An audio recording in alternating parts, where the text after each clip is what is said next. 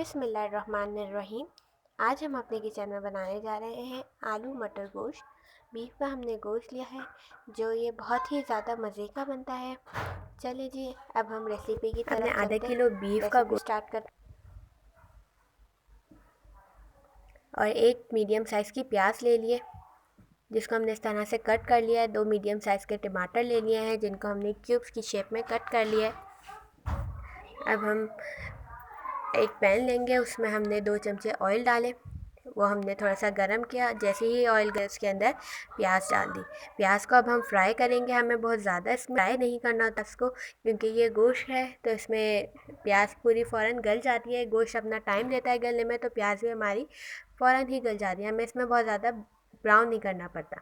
अब हम यहाँ पे 1 से 1.5 चमचा अदरक लहसुन डालेंगे, उसको हम अच्छे तरीके से फ्राई कर लेंगे। अदरक लहसुन को अदरक लहसुन बहुत अच्छे तरीके से फ्राई हो चुका है। अब हम इसमें गोश्त डालेंगे अपना।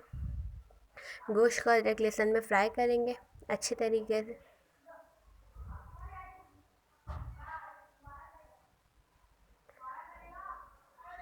जैसे ही हमारा गोश्त जो है अदरक लहसुन में अच्छी तरीके से फ्राई हो जाएगा, उसमें हम टमाटर डालेंगे।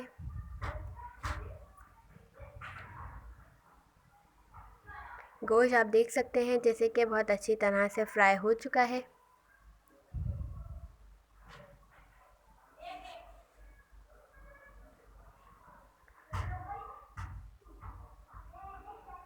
अब हम टमाटर डालेंगे इसमें, जो हमने काट के रखे थे हमने वो टमाटर डाल लिए। इसको अच्छी तरीके से फ्राई करेंगे इन टमाटर्स को।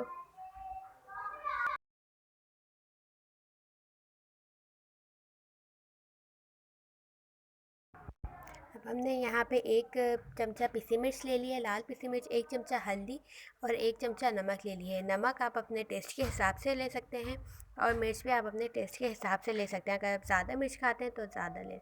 यहाँ पे अब हमने ड्राई इंग्रेडिएंट्स डाल दिए हैं सारे। अब हम इनको अच्छे तरीके से फ्राई कर लेंगे, अच्छी तरह से भून कर इन मसालों को।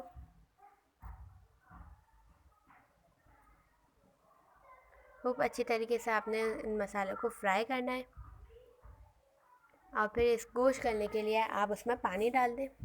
यहाँ पे मैंने 1 गिलास पानी डाला, पहले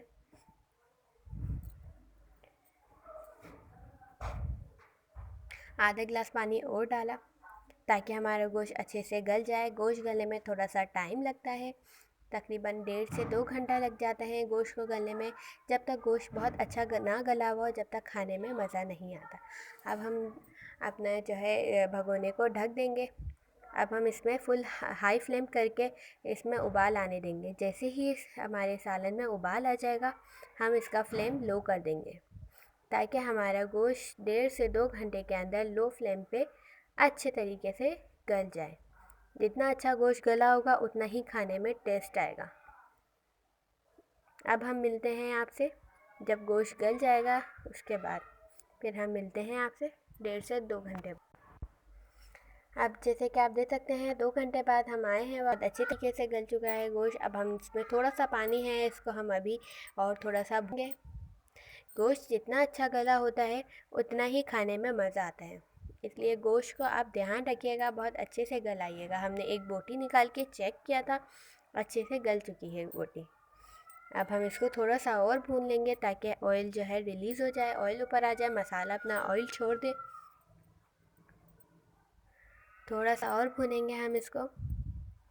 इसके अंदर हम आलू, हमने जब तक हमारा जो है ये गोश्त रहा था, हमने अपने आलू 3 बड़े साइज़ के आलू ले लिए थे। उसको हमने धोकर, काट कर, छील कर काट लिया है क्यूब्स की शेप में। बस जैसे ही मसाला हमारा भुनेगा, देखिए आप देख सकते हैं ये ऑयल रिलीज़ कर दिया है मसाले ने। नज़र आ रहा है आपको, ये ऑयल ऊपर आ चुका है, बबल है, ऑयल ऊपर आ चुका है। अब हम इसके अंदर आलू डालेंगे। ये बहुत ही बेसिक सी रेसिपीज़ हैं, जो लड़कियां भी नया नया खाना बनाना सी हैं वो इन रेसिपीज़ को देखें। बहुत ही इजी रेसिपीज़ हैं ये, बहुत ही आसानी से बन जाएंगी, कोई मुश्किल नहीं है इसके अंदर। اب گرم مسالہ بھن چکا ہے. اب ہم اس میں آلو ڈال رہے ہیں. آلو ڈال دیے ہم نے. یہ ہم نے پہلے ہی دھو کر کاٹ کے رکھ دیے. اب ہم اس کو اچھی طریقے سے مکس کریں گے آلوؤں کو مسالے. آلو مسالے کے مکس ہو چکے ہیں طریقے سے. اب ہم اس میں مٹر ڈالیں گے. ایک باؤل ہم نے جو ہے مٹر لے لیے ہوئے تھے. جیسے ہو چکے ہیں کر ہم جیسے گلنے گے تاکہ ہمارے مٹر اور آلو گاڑھا ہو جائے. اور جیسے ہو چکا ہے اب ہم اپنے فلیم کو لو کر دیں گے. کر کے 15 منٹ بعد ہم پھر دیکھیں گے جب تک ہمارے آلو اور مٹر کو ہم اچھے طریقے سے مسالے میں مکس کریں گے. اور پھر اس کے بعد ہم اس میں پانی دے دیں گے تاکہ ہمارے آلو اور مٹر اچھے طریقے سے گل جائیں. یہ ہم نے پانی ڈال دیا اس کے اندر. شوربہ بھی ہو جائے گا تھوڑا سا ہمارا اور باقی تھوڑا سا ہمارے آلو اور مٹر اس میں گل جائیں گے. فلیم کو لو کر دیں گے. ابال آ چکا. اب ہم اپنے فلیم کو لو کر دیں گے تاکہ ہلکی آنچ میں ہمارے آلو اور مٹر گل جائیں اور باقی شوربہ بھی تھوڑا سا گاڑھا ہو جائے. لٹ کر دیں گے. اب 15 سے 20 منٹ بعد ہم نے آ کے چیک کیا تو ہمارے مٹر اور آلو اچھے طریقے سے گل چکے ہیں بالکل. بہت ہی. اب ہم اس کے اوپر گرم مسالہ ڈال دیں گے. تھوڑا سا پسا ہوا گرم مسالہ ڈالیں گے. اور اب تھوڑا سا ہرا دھنیا ڈال دیں گے. ہرا دھنیا ڈال دیا اوپر سے. اب ہم اپنے فلیم کو بند کر دیں گے. اب ہم آپ کو اس کو ڈش آؤٹ کر کے دکھائیں گے. بہت ہی مزیدار ہے. اگر آپ کو پسند آئے تو آپ ہمیں لائک کریں. دار سے اچھی خوشبو آ رہی ہے اس کی آلو مٹر گوشت کی.